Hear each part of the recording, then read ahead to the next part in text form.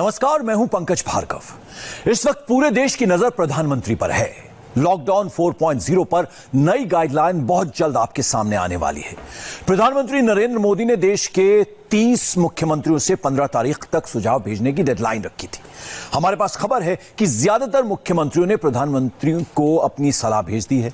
आप हिंदुस्तान के किसी भी कोने में रहते हो, बिहार में रहते हो या बंगाल में रहते हो, दिल्ली में या फिर मुंबई में रहते हो, बस एक सवाल का जवाब सुनना चाहते होंगे कि 18 मई के लिए प्लान क्या है। हमारे सभी सीनियर रिपोर्टर्स ने अलग अलग राज्यों से एक रिपोर्ट भेजी है। इससे आपको अंदाजा लगेगा लॉकडाउन कितना खुलेगा। लॉकडाउन 4 पूरी तरह नए रंग रूप वाला होगा, नए नियमों वाला होगा। राज्यों से हमें जो सुझाव मिल रहे हैं उनके आधार पर लॉकडाउन 4 इससे जुड़ी जानकारी भी आपको 18 मई से पहले दी जाएगी। प्रधानमंत्री ने सजेशन मांगा था। प्रधानमंत्री के सजेशन बॉक्स में 30 मुख्यमंत्रियों की पर्चियां आ चुकी हैं। सबकी पर्ची खुलेगी। प्रधानमंत्री हर राज्य की पर्ची पढ़ेंगे, फिर एक नेशनल गाइडलाइन बनेगी। लेकिन सभी मुख्यमंत्रियों को अपने अपने स्टेट की गाइडलाइन बनाने का अधिकार होगा। सबसे पहले दिल्ली के मुख्यमंत्री अरविंद केजरीवाल की पर्ची में क्या निकला, उस पर नजर डालते हैं। अरविंद केजरीवाल ने दिल्ली में बाजार और मॉल खोलने का ऑड इवन फॉर्मूला दिया है। वो सजेशन क्या है, उसे सुनिए। बाजार, शॉपिंग कॉम्प्लेक्स, मॉल खोले जाएंगे। इसे और आसान भाषा में समझने के लिए, मसलन किसी मार्केट या मॉल में 1 से 100 दुकान है। ऑड नंबर वाली दुकान एक दिन खुलेगी। 101, 103, 105, 107 नंबर की दुकान। इवन नंबर वाली दुकान दूसरे दिन खुलेगी। 100, 102, 104, 106 नंबर की दुकान। ये सभी चीजें खुलने का सुझाव दिया गया है, इस शर्त के साथ कि सोशल डिस्टेंसिंग और सेफ्टी का कड़ाई से पालन होगा। प्रधानमंत्री को दिए सुझाव में दिल्ली के मुख्यमंत्री अरविंद केजरीवाल ने पब्लिक ट्रांसपोर्ट खोलने की वकालत भी करेंगे। फॉर्मूला क्या हो सकता है, इसे भी आपको समझाएंगे। लेकिन सबसे पहले ये जान लीजिए कि दिल्ली में किन किन चीजों पर रेड सिग्नल जलने वाला है। Swimming pool, spa, beauty parlour, salon, school, college, hotel बंद रहेंगे। दिल्ली की तरफ से ऑटो टैक्सी, बस, मेट्रो को खोलने का सुझाव भी पीएम के टेबल पर होगा, जिसे सशर्त माना भी जा सकता है। क्या होगा दिल्ली में पब्लिक ट्रांसपोर्ट का फॉर्मूला, उसे भी समझिए। मसलन बस में अगर 40 सीट है तो 20 सवारी बैठाई जाएंगी। एक एक सीट को छोड़कर बैठाया जाएगा। एंट्री से पहले हर यात्री को सैनिटाइजर से हाथ धोने के बाद ही एंट्री मिलेगी। दिल्ली की पर्ची में मेट्रो खोलने का भी सजेशन दिया गया है। मेट्रो को चलाने से पहले उसकी तैयारी शुरू हो गई है, बस नियम का ऐलान होना बाकी है। नए नियम के मुताबिक मेट्रो स्टेशन पर हर यात्री की थर्मल स्क्रीनिंग होगी। मेट्रो को लगातार सैनिटाइज किया जाएगा। सभी रूट एक साथ नहीं खोले जाएंगे। यात्रियों के बैठने के नियम होंगे। जैसे मेट्रो की 40 सीट में एक कोच में 6-6 फीट पर यात्रियों को बैठाया जाएगा। जो यात्री खड़े होंगे उनके बीच का डिस्टेंस भी कम से कम 6 फीट होगा। सोशल डिस्टेंसिंग का पालन किया जाएगा। सबके लिए मास्क अनिवार्य होगा। इन शर्तों के साथ पब्लिक ट्रांसपोर्ट में छूट दी जा सकती है। इसी तरह से दिल्ली में ऑटो टैक्सी को लेकर भी नियम बनाए जा सकते हैं। ऑटो में एक सवारी को इजाजत मिले, टैक्सी में 2 सवारी से ज्यादा इजाजत नहीं। ऑटो टैक्सी में सैनिटाइजर अनिवार्य किया जाए। बिना मास्क के यात्री को बैठने की अनुमति नहीं। महाराष्ट्र की पर्ची में क्या है, उसे जानने से पहले इस तस्वीर को देखिए और समझिए। उद्धव ठाकरे ने मीटिंग बुलाई थी। शरद पवार थे, उद्धव ठाकरे थे, आदित्य ठाकरे भी थे। महाराष्ट्र के हालात को देखते हुए उद्धव ठाकरे ने मीटिंग में यह बात क्लियर कर दी है कि हॉटस्पॉट 31 मई तक पूरे लॉक रहेंगे। मुंबई, पुणे, नागपुर टोटल लॉकडाउन रहेगा। प्रधानमंत्री को सुझाव देना था तो आज पिक्चर में एनसीपी प्रमुख पवार लॉकडाउन से खस्ता हाल हुए गन्ना किसानों के लिए राहत पैकेज के लिए प्रधानमंत्री को चिट्ठी लिखी, जिसमें चीनी का एमएसपी कम से कम 300 रुपए बढ़ाकर 3750 रुपए प्रति टन करने की मांग की है। एक्सपोर्ट इंसेंटिव देने और बफर स्टॉक बनाने के लिए स्पेशल फंड की भी मांग की है। सभी टर्म लोन पर 2 साल का मोरेटोरियम पीरियड देने की मांग की है और 10 साल के लिए रीशेड्यूल करने की भी मांग उठाई है। चिट्ठी में उन्होंने एथेनॉल प्रोजेक्ट के लिए सस्ते लोन की भी डिमांड रखी है। कर्नाटक की पर्ची भी खुलेगी, जिसमें मुख्यमंत्री येदियुरप्पा का 4T फॉर्मूला होगा। इसी फॉर्मूले से कर्नाटक ने कोरोना रोका हुआ है। येदियुरप्पा का 4-2 फॉर्मूला ट्रेसिंग, ट्रैकिंग, टेस्टिंग और ट्रीटिंग पर गंभीरता से काम करने का सुझाव दिया है। जिन जिलों में केस ज्यादा है वहां इलाकेवार 50 से 100 मीटर का कंटेनमेंट जोन बनाकर स्प्रेड को रोका जा सकता है। जिले के बाकी इलाकों में व्यावसायिक गतिविधियां और पब्लिक ट्रांसपोर्ट शुरू करने की छूट मिले। हवाई यात्रा पर पाबंदी बनी रहे। अंतर्देशीय और अंतर्राष्ट्रीय उड़ानों पर 30 मई तक पाबंदी जारी रहे। व्यावसायिक गतिविधियां स्टैंड अलोन संस्थाओं में गतिविधियों में और छूट दी जाए। मॉल, सिनेमाघरों, डाइनिंग फैसिलिटी और सेंट्रल एयर कंडीशनिंग वाले संस्थानों को फिलहाल बंद ही रखा जाए। ज्यादा छूट दिए जाने के बाद 60 साल से अधिक उम्र के बुजुर्ग और 10 साल से कम उम्र के बच्चे घर पर ही रहें। इसके लिए खास प्लान तैयार किया जाए। पीएम को दिए गए सुझावों से साफ है कि कर्नाटक के सीएम बीएस येदियुरप्पा राज्य में जल्द ही कमर्शियल एक्टिविटीज को शुरू करना चाहते हैं। इसके लिए 2 वे अप्रोच अपनाया गया है। पहला, जिन जिलों में संक्रमण ज्यादा है वहां पर उसे नियंत्रित किया जाए, उस पर अंकुश लगाया जाए। और दूसरा, नॉन कंटेनमेंट इलाकों में कमर्शियल एक्टिविटीज के साथ साथ टूरिज्म को भी शुरू किया जाए ताकि सरकार की आर्थिक स्थिति बेहतर हो सके। मुश्किल मध्य प्रदेश में कहीं ज्यादा है। शुरुआत में जहां एक भी कोरोना के मामले नहीं थे, लेकिन आज मध्य प्रदेश 6ठे नंबर पर कोरोना से जूझ रहा है। मध्य प्रदेश में क्राइसिस मैनेजमेंट ग्रुप की बैठक के बाद लॉकडाउन 4 के लिए जो सुझाव केंद्र सरकार को भेजे गए वो भी सुन लीजिए। ऑड इवन फॉर्मूले के तहत शहर के एक इलाके में एक दिन और दूसरे दिन दूसरे इलाके के बाजार खोलने और बंद करने का सुझाव दिया गया है। अब तक ऑरेंज और ग्रीन जोन में सीमित समय के लिए गतिविधियां चालू हैं, लेकिन लॉकडाउन 4 में रेड जोन को भी छूट दिए जाने का सुझाव जिला प्रशासन की तरफ से दिया गया है। रेड जोन वाले शहर के ऐसे हिस्से जहां कोरोना का मामला अब तक सामने नहीं आया है और ना ही अब वहां कोरोना का खतरा है, उसे खोलने का सुझाव है। रेड जोन वाले शहर के ऐसे हिस्से जहां कोरोना के मामले सामने आ रहे हैं, उसे बफर जोन घोषित कर शहर के बाकी हिस्से को खोल दिया जाए। रेड, ऑरेंज और ग्रीन जोन में सभी प्रकार की धार्मिक गतिविधियों पर रोक जारी रहे। पूरे मध्य प्रदेश में रात का कर्फ्यू अभी जारी रहे। मध्य प्रदेश के सभी ग्रामीण इलाकों में लॉकडाउन के दौरान छूट जारी रहेगी। भीड़ भाड़ वाली जगहों मसलन मॉल, सिनेमाघर, gym, swimming pool, spa, salon बंद रखने का सुझाव। प्रधानमंत्री के सजेशन बॉक्स में गुजरात की तरफ से भी सुझाव भेजा गया है। मुख्यमंत्री के घर पर मीटिंग बुलाई गई है। मिनिस्टर और अफसरों के साथ मिलकर सजेशन का ब्लूप्रिंट तैयार कर केंद्र को भेजा गया है। जो सुझाव गुजरात से आए हैं उसकी लिस्ट इंडिया टीवी के पास मौजूद है। रात में लॉकडाउन बरकरार रहेगा। टाइम पीरियड बिजनेस में छूट। कंटेनमेंट जोन में कोई छूट नहीं। एमएसएमई इंडस्ट्री को खोला जाए। सड़क निर्माण में भी छूट दी जाए। सौराष्ट्र में औद्योगिक इलाके खोलें। कंटेनमेंट जोन में वर्कर को इजाजत नहीं। होटल, रेस्टोरेंट, मॉल, सिनेमाघर बंद। हेयर कटिंग सैलून कड़े शर्तों के साथ खोलें। दूध, दवा, सब्जी, फेरी वालों की हेल्थ स्क्रीनिंग कार्ड बने। हेल्थ स्क्रीनिंग कार्ड हर 7 दिन पर रिन्यू हो। जो सूचनाएं हमारे पास आ रही हैं उस हिसाब से गुजरात सरकार लॉकडाउन 4 में कुछ ज्यादा रिलैक्सेशन देने के मूड में है, क्योंकि व्यापार और उद्योग धंधे को पटरी पे लाने का एक बड़ा टारगेट है। इसलिए सबसे ज्यादा जो रिलैक्सेशंस हैं वो व्यापार और उद्योग धंधे के क्षेत्र में मिल सकते हैं। और सबसे बड़ी जो बात सामने आ रही है वो ये कि जो 6 महानगर पालिकाएं हैं सबसे ज्यादा अफेक्टेड, उन महानगर पालिकाओं के एरिया में भी व्यापार और उद्योग धंधे शुरू करने की परमिशन मिल सकती है लिमिटेड एक्सेस के साथ। और सबसे बड़ी बात ये रहेगी कि कंटेनमेंट जोन जो है इन सिटीज में, वहां से आप अपने एम्प्लॉयज को और मजदूरों को नहीं बुला सकते हैं काम पर। कंटेनमेंट जोन की डेफिनेशंस भी बदल सकती हैं। कंटेनमेंट जोन्स के नॉर्म्स और ज्यादा स्ट्रिक्ट किए जा सकते हैं। कांग्रेस की राज्य सरकारों की तरफ से लॉकडाउन 4.0 के लिए कुछ खास पॉइंट पर सजेशन आए हैं, जिसमें से मुख्यमंत्री अशोक गहलोत की सजेशन स्लिप से क्या एडवाइस आई है उसे देखिए। मनरेगा की तर्ज पर शहरी क्षेत्रों के लिए भी रोजगार की गारंटी।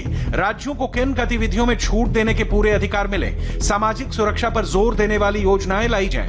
रोजगार के संसाधन बढ़ाने के विकल्प तलाशे जाएं। टिड्डी नियंत्रण में मिले सहायता। जीएसटी क्षतिपूर्ति को 5 वर्ष और बढ़ाया जाए। 30 मुख्यमंत्रियों के सजेशन बॉक्स में योगी आदित्यनाथ की भी एक पर्ची है जो प्रधानमंत्री की नजरों से गुजरेगी। योगी आदित्यनाथ की तरफ से क्या सलाह भेजी गई है उसका भी ब्यौरा सामने आ गया है। थोड़ी छूट के साथ 31 मई तक लॉकडाउन 4 हो। कॉमर्शियल और इंडस्ट्रियल एक्टिविटी के लिए ज्यादा छूट दी जाए, पब्लिक पर सख्ती रहे, कंटेनमेंट जोन में सख्ती ज्यादा बढ़ाई जाए, मॉल, सिनेमाघर, मल्टीप्लेक्स, होटल, जिम न खोलें, प्रवासी मजदूरों का कोरोना टेस्ट जरूर किया जाए, आगरा, मेरठ और कानपुर में ज्यादा सख्ती की जाए, मार्केट में दुकानों की नंबरिंग की जाए, बाजार में ऑड इवन नंबर से दुकानें खोलें, भीड़ ना जमा हो, दुकान पर स्टाफ कम हो। लॉकडाउन 4.0 के लिए करीब करीब हर राज्यों से सुझाव आए हैं। छत्तीसगढ़ के मुख्यमंत्री भूपेश बघेल ने बाकायदा प्रधानमंत्री को चिट्ठी लिखकर सजेशन दिया है, जिसमें कुछ बातें बेहद गौर करने वाली हैं। कंटेनमेंट जोन को छोड़कर कॉमर्शियल गतिविधि शुरू हो, सभी ई कॉमर्स को अनुमति दी जाए, रेस्टोरेंट, बार, स्पा को बंद रखा जाए, सोशल डिस्टेंसिंग के साथ होटल खोलें, इलेक्ट्रीशियन, मैकेनिक को छूट मिले, अंतर्राज्यीय सीमा खोलने की अनुमति न हो, सार्वजनिक परिवहन को फिलहाल बंद रखा जाए। देश के इन सभी 30 मुख्यमंत्रियों के सुझावों को प्रधानमंत्री पढ़ेंगे, जिसके बाद फाइनल गाइडलाइन तैयार की जाएगी। इन सभी सुझावों को देखने के बाद यह तय है कि लॉकडाउन 4.0 खुलेगा, लेकिन कड़ी शर्तों और सख्त नियमों के साथ। प्रधानमंत्री चाहते हैं कि लॉकडाउन थोड़ा खुले। ज्यादातर मुख्यमंत्रियों का सजेशन है कि लॉकडाउन खोलने का वक्त आ गया है, लेकिन महाराष्ट्र मुश्किल में है। बिहार के मुख्यमंत्री नीतीश कुमार चिंता में हैं। ये दो मुख्यमंत्री अभी पूरी तरह लॉकडाउन खोलने के मूड में नहीं दिखते। इंडिया का कोरोना मीटर 81,970 तक पहुंच चुका है, जो लॉकडाउन पूरी तरह खोलने नहीं दे रहा। लॉकडाउन का ताला खोलने से पहले कोरोना ग्राफ को नीचे लाना होगा। हमारे रिपोर्टर्स ने देश भर के बड़े शहरों में कोरोना के हॉटस्पॉट वाले इलाकों में घूमकर यह रिपोर्ट तैयार की है, जिसे देखने से आप यह समझ पाएंगे कि लॉकडाउन हटाने में अभी कितने स्पीड ब्रेकर लगे हुए हैं।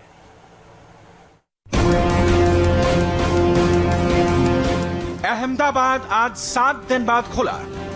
डरे सहमे लोग जरूरी सामान खरीदने घरों से बाहर निकले। फल, सब्जी, किराने की दुकान पर आज एक अलग खौफ देखा। ये खौफ था नोट का। आज लोग 2000 रुपए का नोट जेब में रखकर नहीं निकले। आज उन्होंने बटुओं में 500 रुपए के नोट भी नहीं रखे। 100, 50 और 10 रुपए के नोटों से भी उन्होंने तौबा कर ली। क्या पहले आप सोच सकते थे कि किसी आदमी को नोट रखने में भी कोरोना का डर सताए? लेकिन ये आज के अहमदाबाद की सच्चाई है। नोट किसी भी दूसरी चीज के मुकाबले एक हाथ से दूसरे हाथ में ज्यादा जाता है। WHO की गाइडलाइंस कहती हैं कि कोरोना कांटेक्ट से फैलता है, यानी हाई कांटेक्ट के कारण नोट से कोरोना फैलने का रिस्क ज्यादा है। इसी आधार पर गुजरात सरकार ने लोगों को सलाह दी है कि नोट का लेन देन कम से कम करें और डिजिटल पेमेंट मोड का इस्तेमाल करें। ऑनलाइन खरीद के लिए 100% डिजिटल पेमेंट का आदेश है। दुकानों पर भी नोट की जगह डिजिटल पेमेंट को प्रायोरिटी देने की सलाह दी गई है। बस अभी हम पेटीएम करते हैं, डिजिटल पेमेंट करते हैं अभी तो। उनको बोला ज्यादातर पेटीएम कैश मतलब उसका दो, पेटीएम दो या उसमें कार्ड में दो, कोई बोल दिया। ग्राहक को भी ध्यान रखना है, अगर पॉसिबल है तो डिजिटल पेमेंट करें, जहाँ तक हो सके वहाँ। तो जो कैश का व्यवहार जो है उससे भी अगर कोई स्प्रेड होता है तो ना फैले। गुजरात में कोरोना केसेस 9,500 से आगे निकल चुका है। मौत का आंकड़ा 586 तक पहुंच चुका है। आज सुबह से शाम तक 20 मौतें हुई हैं। मरने वालों में 450 से ज्यादा लोग अकेले अहमदाबाद के हैं। अहमदाबाद का कोरोना ग्राफ नीचे लाने के लिए सरकार ने एक स्ट्रेटेजी बनाकर काम किया। पिछले 7 दिनों में गुजरात सरकार ने हाई कॉन्टैक्ट रिस्क वाले 33,500 लोगों की पहचान की। उनकी स्क्रीनिंग की गई। 12,500 लोगों का कोरोना टेस्ट कराया गया। इनमें से 700 से ज्यादा लोग कोरोना पॉजिटिव निकले। इन हाई कॉन्टैक्ट रिस्क वाले लोगों यानी सुपर स्प्रेडर्स में शामिल हैं सब्जी दुकानदार, किराना दुकानदार, दवा दुकानदार, दूध के सप्लायर और डिलीवरी मैन। अब तक करीब 700 इस कैटेगरी के जो लोग हैं, सब्जी बेचने वाले या मेडिकल स्टोर वाले या राशन की दुकान चलाने वाले, ये सभी पॉजिटिव पाए गए हैं 700, और इन्हें सेक्लूड कर दिया गया है, इन्हें अलग कर दिया गया है। और अब कोशिश ये की जा रही है कि सुपर स्प्रेडर्स के द्वारा जो फैल रहा था कोरोना का वायरस शहर में, उसे किसी तरह कंट्रोल किया जाए। और उसके लिए इन इफेक्टिव कदमों के बाद दोबारा अब बिजनेस जो है वो शुरू किया गया, लेकिन कई कंडीशंस लगाई गई हैं, जिसमें साफ तौर पर कहा गया है कि जो कैश ऑन डिलीवरी होती थी होम डिलीवरी के द्वारा, उसको पूरी तरह प्रतिबंधित कर दिया गया है। सिर्फ कैशलेस ट्रांजैक्शन होंगे उसमें, और दुकानों पर भी जो खरीदी हो रही है इस तरह से, उसमें इस बात का ध्यान रखा जा रहा है कि मैक्सिमम कैशलेस ट्रांजैक्शन हो उसके लिए ट्रेन भी किया जा रहा है इन दुकानों को, और बाकायदा अलग अलग तरह के स्टेप्स लेकर के ये कोशिश की जा रही है कि सोशल डिस्टेंसिंग और फिजिकल डिस्टेंसिंग पूरी तरह मेंटेन की जाए और किसी भी तरह से संक्रमण फैलने के जो एस्पेक्ट्स हैं उनको कंट्रोल कर लिया जाए। कोरोना ट्रैक पर गुजरात से भी तेजी से दौड़ने वाला राज्य है तमिलनाडु, जो आज गुजरात को पीछे छोड़कर नंबर 2 पर पहुंच गया। तमिलनाडु 10,000 कोरोना पेशेंट की ओर बढ़ रहा है। मामूली राहत बस इतनी है कि तमिलनाडु में मोर्टेलिटी रेट नेशनल एवरेज से कम है। एक नजर तमिलनाडु के कोरोना मीटर पर। कुल केस 9,674, मौत 66, mortality rate 0.68, national mortality rate 3.23। Number 2 और नंबर 3 के राज्यों की रिपोर्ट तो आपने देख ली। अब आपको ले चलते हैं कोरोना मीटर पर नंबर 1 चल रहे राज्य महाराष्ट्र। 27,500 कोरोना केस और 1,000 से ज्यादा मौतें। एक लाइन में कहें तो महाराष्ट्र संभल नहीं रहा। यहां अस्पतालों में बेड कम पड़ने लगे हैं। ये तस्वीरें मुंबई के केईएम अस्पताल की हैं, जो खुद अपनी कहानी बयां कर रही हैं। भर्ती किए जाने के इंतजार में मरीज हलकान हुए जा रहे हैं। कुछ मरीज गलियारे में बदहवाश से बैठे हैं। गौर से देखिए तो उनके करीब से एक मरीज की लाश ले जाई जा रही है। ऐसी तस्वीरें अब तक चीन, ईरान और इटली में ही दिखी थी, लेकिन ये तस्वीरें मुंबई की हैं। आप किसी भी सरकारी अस्पताल में जाइए या प्राइवेट अस्पताल में जाइए या बीएमसी के हॉस्पिटल में जाइए, कहीं पर भी बेड की उपलब्धता नहीं है। कल शाम को 3 पेशेंट्स एडमिट करने के लिए मुझे 5 से 6 घंटे विधायक होने के बावजूद भी जूझना पड़ा। उसके बाद कई अस्पताल में उन्हें एडमिट किया गया। वह व्यक्ति 65 वर्ष के हैं, उनको बेड नहीं है, अभी भी वे जमीन पर बैठे हुए हैं। बेस्ट की बसों को चलाने वाले कोरोना वॉरियर्स भी वायरस की चपेट में आ रहे हैं। बेस्ट के 6 कर्मचारियों की मौत हो चुकी है। 95 लोग कोरोना पॉजिटिव हैं और 600 लोग क्वारंटीन में हैं। मजबूरी में अब बेस्ट ने सोमवार को हड़ताल करने की बात कही है। मुंबई पुलिस के कोरोना वॉरियर्स इन हालात में भी ड्यूटी कर रहे हैं, मगर उन पर हमले रुक नहीं रहे। एंटॉप हिल पुलिस थाने पर बीती रात हमला हुआ, पत्थर मारे गए और पुलिस वालों को तेज धार वाली तलवार से मारा गया। दारोगा समेत 3 पुलिस वाले घायल हुए हैं, जिनको इलाज के लिए अस्पताल पहुंचाया गया है। उनका कसूर ये था कि उन्होंने कुछ लोगों को मास्क पहनने के लिए कहा था। हमारे पीएसआई और कुछ कुल मिला के 3 लोग इस तरह से घायल हुए हैं। इसमें वेपन्स जो यूज़ किए गए वो धारदार वेपन्स थे और इसकी भी पूरी इंक्वायरी की जा रही है। मध्य प्रदेश एक और राज्य है जहां प्रॉब्लम तो कई हैं, मगर कोई पक्का सॉल्यूशन नहीं दिख रहा। मध्य प्रदेश के धारावी बन चुके भोपाल के जहांगीराबाद में कोरोना का चेन ब्रेक करने के लिए 2000 से ज्यादा लोगों को शिफ्ट किया जा रहा है। लोग अपना राशन पानी लेकर दूसरी जगह जा रहे हैं। उनको शिफ्ट करने के लिए सफेद और खाकी वर्दी वाले कोरोना वॉरियर्स आए हैं। भोपाल में कोरोना के 911 मरीज हैं। इनमें से 250 मरीज अकेले जहांगीराबाद में हैं। यहां अब तक कोरोना से 9 मौतें हो चुकी हैं। जहांगीराबाद में ऐसे लोगों को शिफ्ट किया जा रहा है जिनकी कोरोना टेस्ट रिपोर्ट नेगेटिव आई है, लेकिन उनके आसपास पॉजिटिव मरीज मिले हैं। ऐसे लोगों को भी दूसरी जगह पर शिफ्ट किया जा रहा है जिनके घर छोटे हैं और परिवार बड़ा होने के चलते सोशल डिस्टेंसिंग का पालन नहीं हो पा रहा है। अकेले इस जहांगीराबाद इलाके में तकरीबन 250 मामले हो चुके हैं, यानी तकरीबन 25% से ज़्यादा, जिसके बाद पूरा प्रशासन और जो नगर निगम है वो यहाँ पर मुस्तैद हो गया है। ये आप देख सकते हैं इस वक्त जहांगीराबाद इलाके के ये दृश्य हैं जहाँ पर आज बड़े पैमाने पर जो लोगों को शिफ्ट किया जाना है, तकरीबन 2000 लोगों को यहाँ से शिफ्ट किया जाना है और इस तरीके से बाकायदा नगर निगम कर्मचारियों की टीम पूरी तरीके से तैयार है। सामने तस्वीरों में आप देख सकते हैं भोपाल जोन के DIGs के साथ साथ नगर निगम कमिश्नर जो है वो यहाँ पर नगर निगम के जितने भी ये जो लोग हैं उनसे बातचीत करते हुए नजर आ रहे हैं, समझाते हुए नजर आ रहे हैं किस तरीके से यहाँ पर सोशल डिस्टेंसिंग का पालन करवाना है, साफ सफाई करवानी है। बड़ी समस्या जो है संक्रमण का यहाँ पर जो जिस तरीके से चेन फैली है उसे चेन को तोड़ने की कवायद नगर निगम के साथ साथ प्रशासन कर रहा है। जो कंटेनमेंट एरिया में करीब 1500 लोग हैं जिनको निकालना है, 900 करीब निकाल चुके हैं और 500-600 का अभी और कवायद करनी है।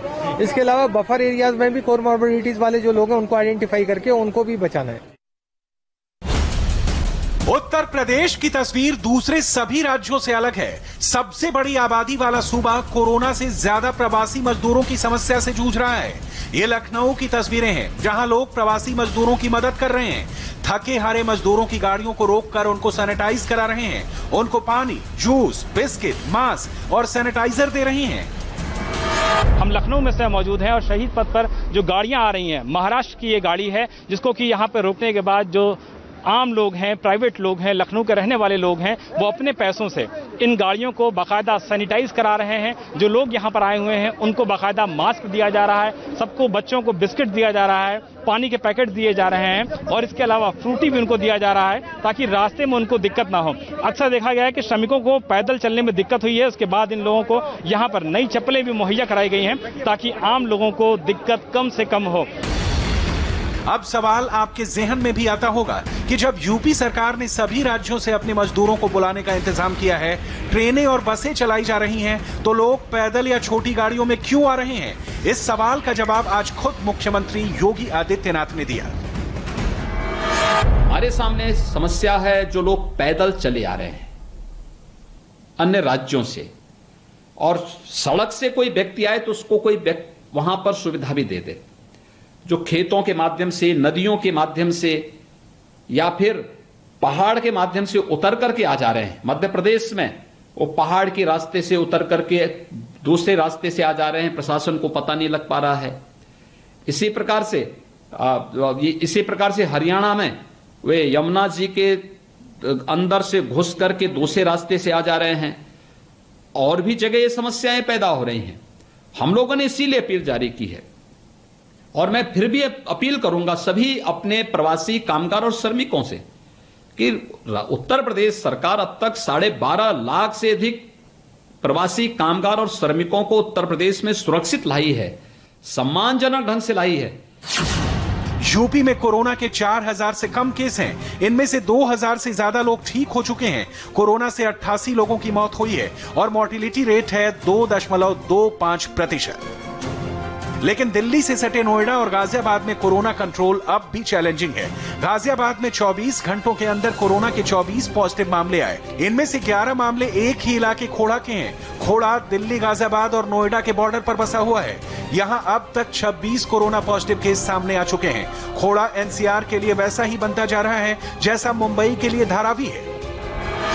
पिछले 24 घंटों में पूरे गाजियाबाद में कोरोना के संक्रमण के 24 मामले सामने आए हैं और बेहद ही बड़ा आंकड़ा है। और सबसे ज्यादा मामले जो गाजियाबाद में सामने आए हैं वो गाजियाबाद के खोड़ा इलाके से है। ये खोड़ा इलाका जो मेरे पीछे आप तस्वीर देख रहे हैं, ये पूरा इलाका वही है और यहाँ से कुल 11 मामले पिछले 24 घंटे में सामने आए हैं और अब तक कुल यहाँ इसी इलाके से 26 मामले सामने आ चुके हैं। कुल 26 केसेस इस वक्त यहाँ पर एक्टिव है और इस वक्त ये पूरा इलाका इस वक्त गाजियाबाद का सबसे बड़ा हॉटस्पॉट है, क्योंकि यही एक इलाका है जहाँ पर कोरोना संक्रमण के सबसे ज्यादा मामले सामने आए। और यहाँ पर जो एहतियात है वो हर जिस तरह कंटेनमेंट जोन में बढ़ती जा रही है वही एहतियात यहाँ पर बढ़ती जा रही है कि यहाँ पर बैरिकेड लगाया गया है, पूरे इलाके को सील किया गया है। किसी को भी यहाँ से बेवजह बाहर जाने अंदर जाने की इजाजत नहीं है। सिर्फ वही लोग जो एसेंशियल सर्विसेज से जुड़े हैं या फिर जो अस्पताल जा रहे हैं उन्हीं लोगों को यहाँ से जाने दिया जा रहा है। इसके अलावा आप आपको अंदर की तस्वीर दिखाते हैं कि अंदर भी किस तरह पूरे इलाके को बंद किया गया है। पूरे इलाके में किसी भी तरह की कोई भी बिना वजह की कोई एक्टिविटी नहीं हो रही है। पुलिसकर्मी अंदर मौजूद हैं और जो लोग बैरिकेड तक आने की कोशिश कर रहे हैं उन्हें अगर बेवजह वो यहाँ से बाहर जाने की कोशिश कर रहे हैं तो उन्हें वहीं से वापस लौटाया जा रहा है या बैरिकेड पर चेकिंग की जा रही है। कोरोना न पुलिस से डर रहा है न जेल से, वो थाने में भी घुस रहा है और जेल के कैदियों को भी शिकार बना रहा है। ये दिल्ली का लाजपत नगर थाना है जहां के थानेदार को कोरोना ने पकड़ लिया है। थाने के कांटेक्ट चेन में आए 6 लोगों को क्वारंटीन किया गया है। दिल्ली पुलिस के अब तक 150 से ज्यादा जवान कोरोना पॉजिटिव हो चुके हैं। राजस्थान की जेलों में कोरोना पॉजिटिव मरीजों से मिलने का सिलसिला शुरू हो गया है। जयपुर जेल में कैदी के साथ जेल सुपरिटेंडेंट भी कोरोना पॉजिटिव हो गए हैं। राजस्थान की दौसा जेल को खाली कराना पड़ा है। उदयपुर जेल में भी एक कैदी कोरोना पॉजिटिव मिला है। राजस्थान की जेलों में भी अब कोरोना की दस्तक हो गई है। जयपुर के इसी सेंट्रल जेल में 14 लोग कोरोना पॉजिटिव मिले हैं, जिसमें 14 कैदी और एक जेल अधीक्षक है। ये जयपुर का सेंट्रल जेल है, जहां पर पीछे जितने भी कैदी हैं उनकी अभी सैंपलिंग की जा रही है। बताया जा रहा है कि 350 कैदियों की रिपोर्ट आनी बाकी है, लेकिन राजस्थान की अन्य जेलों में भी अब जाँच की जा रही है, क्योंकि अन्य जेलों में भी लगातार कोरोना पॉजिटिव मिलने की संख्या बढ़ती जा रही है। और यही वजह है कि अब जितने भी नए बंदी आ रहे हैं उन बंदियों को दौसा के जेल में रखा जा रहा है, जहां पर कोविड के जितने भी संक्रमित यानी जो कैदी हैं उनको और साथ ही साथ नए बंदियों को वहां पर रखा जाएगा। दौसा की जेल को खाली करा लिया गया है, लेकिन सबसे बड़ी बात यह है कि शुरुआती जो जांच हुई है उसमें जयपुर की सेंट्रल जेल से 9 कैदी और एक जेल अधीक्षक कोरोना पॉजिटिव मिले हैं और अभी फिलहाल ये आंकड़ा और ज्यादा बढ़ सकता है। कोरोना कहीं भी घुस रहा है, लेकिन कर्नाटक के रामनगर से आई तस्वीरें आप देखेंगे तो हैरान रह जाएंगे। यहाँ के कोलागोंडनहल्ली गांव में मेला लगा तो सोशल डिस्टेंसिंग की धज्जियां उड़ा दी गई। तस्वीरें सब कुछ बयां कर रही हैं। देखिए कितनी बड़ी भीड़ है, किसी के चेहरे पर ना मास्क है ना कोई दूरी है। ये उस राज्य की तस्वीरें हैं जहां अब तक 900 कोरोना पॉजिटिव केस सामने आ चुके हैं। इस मेले में एक भी व्यक्ति कोरोना पॉजिटिव हुआ तो कितने नए केस सामने आएंगे, ऐसा सोच कर भी डर लगता है।